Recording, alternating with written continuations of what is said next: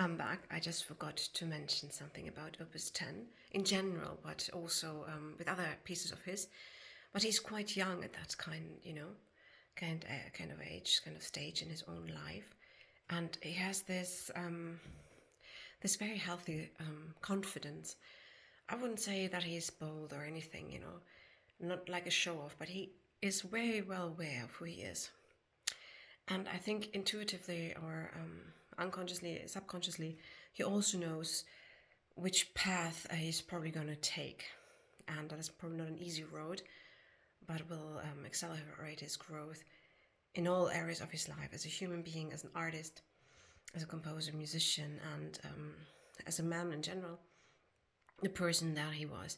So like in Opus 10, he breaks composition rules, like those quints of fifth powers were forbidden in a way, and he just he does compose them. You will hear them, and he does it in such a confident way, like, listen up, here I am, I'm Beethoven, and even those forbidden composition rules, like composing fifth or quart parallels, they even sound amazing when I compose them. He has this is when I play his music, I feel that, and I think, wow, he does not allow anyone to get into his head, into his mind. He's very well, even Haydn, his teacher, was then a bit troubled with this kind of a student, people would maybe judge him as stubborn, or, he had a lot of judgment from people, and this will also be shown in the testament of, Heiligenstadt, that I'm going to upload very soon.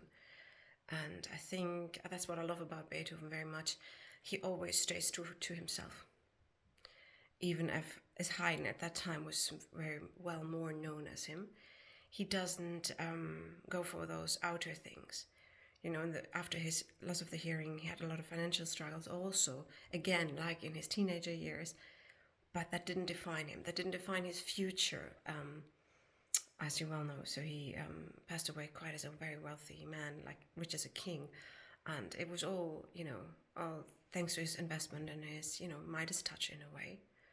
And I think that's such an inspiring personality, Beethoven. And I can only encourage you to, go to places where he lived. Go to Bonn. There's this beautiful Beethoven museum where he was born, or in Vienna. They're rebuilding his instrument, by the way, in Belgium now. I think it's will be finished in next year, 2027. So whenever you watch this, you maybe want to check out Chris Mane's homepage. Maybe you know that already. But there's so much, to dive deeper into that. So not just don't stay on the surface level with harmonies and analysis and this is F minor and this is F major. No, that's not enough, as you know probably. So I guess you're probably well aware of that. I just wanted to share this quick,